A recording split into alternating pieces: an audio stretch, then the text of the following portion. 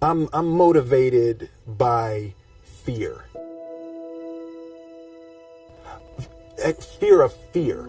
I hate being scared to do something. It's very simple. This is what I believe, and I'm willing to die for it. Yeah.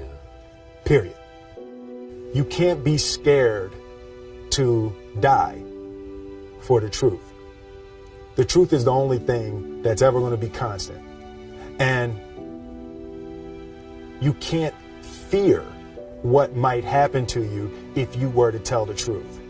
Because what happens to you if you don't tell the truth is worse than telling the truth will ever be. The first step before anybody else in the world believes it is you have to believe it. There's no reason to have a plan B because it distracts from plan A.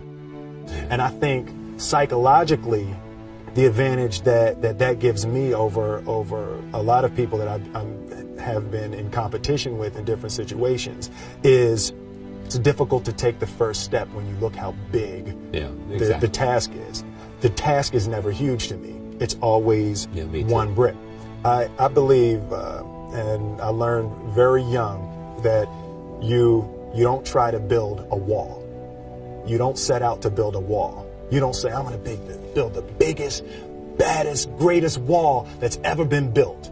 You don't start there. You say, I'm going to lay this brick as perfectly as a brick can be laid. There will not be one brick on the face of the earth that's going to be laid better than this brick that I'm going to lay in this next 10 minutes. And you do that every single day. And soon you have a wall. And soon you have a wall.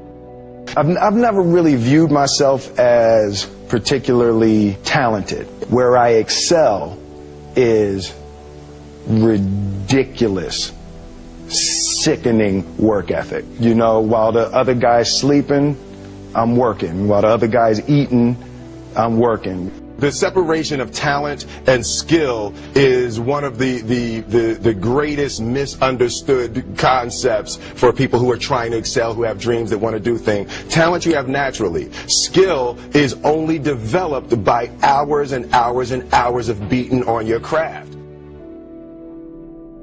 I always knew that I could work hard enough. There wasn't an issue with discipline, or there wasn't an issue with the ability to sacrifice or the willingness to sacrifice.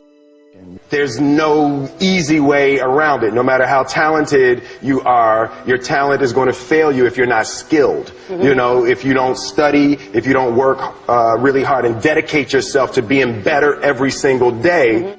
This one year, my father had his shop, and he decided for whatever reason that he wanted a new wall on the front of his shop. So he tore down probably about 16 feet high and probably about 30 feet long. He just completely tore the wall down, and my brother and I had to dig a 6-foot hole. For the foundation. For the foundation. We would mix in the concrete by hand. A year and a half. We were building this wall for a year and a half. Every day after school, we would come in, mixing concrete, putting it in the hole, doing it. And it was just myself and my little brother. And I remember standing back, looking at that wall, saying, there's going to be a hole here forever. A year and a half later, we laid the final brick.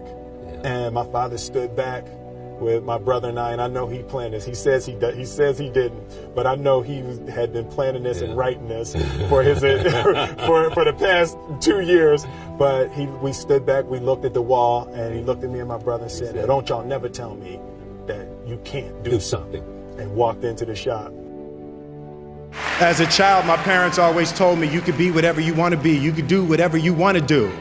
And you know, that office, that position, the highest office on the face of the earth, it was something I heard my parents saying it, but I didn't totally believe it. Yet I went out in the world and I carried myself and I held my head high and I stood there and I looked people in their eyes and I talked to people as if I was deserving of everything that this planet has to offer. I really want to say to children out there and to people who are watching, Confucius said one time, he who says he can and he who says he can't are both usually right.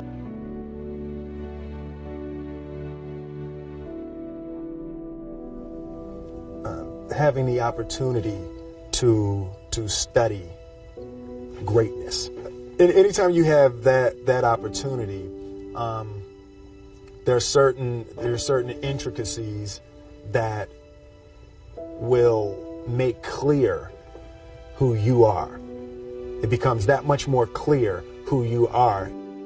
The definition of who I am is very clear to me, and it also redefines who I want to be, in that I know for a fact that I'm stronger than I thought I was.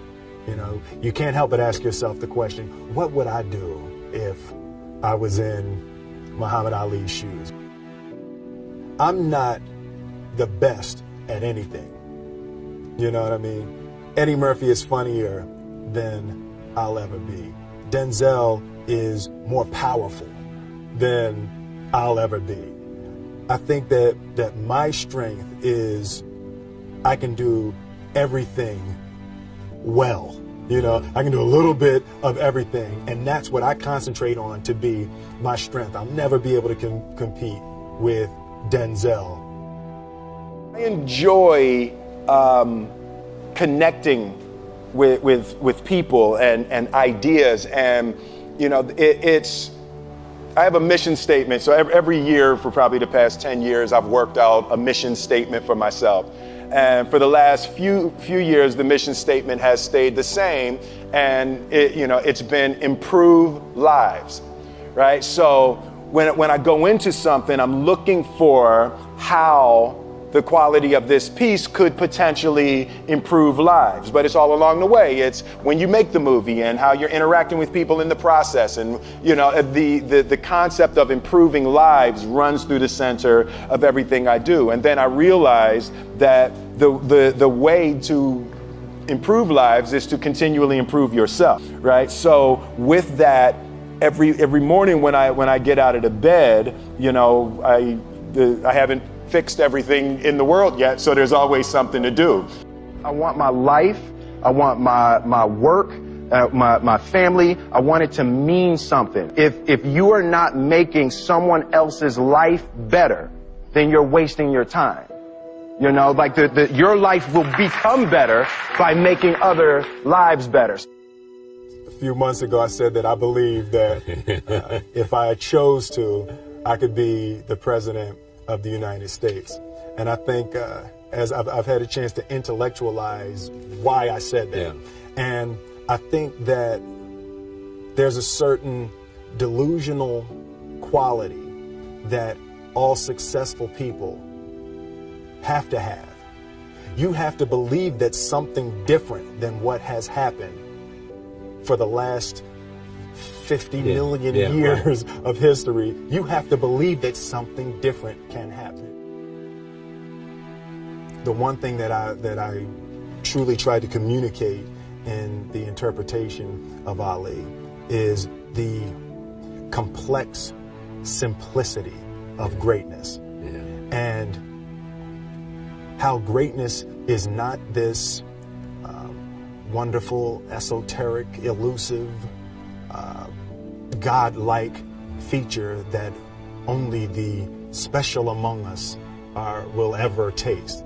It's something that truly exists in all of us. Loss is bound to joy. Like pain and suffering are bound to joy. The being able to survive something is actually a big part of being able to find that next wave of joy. You appreciate smaller things. I hated being scared, that I didn't want to even take the meeting. I just hated that being scared to do something. And I think what developed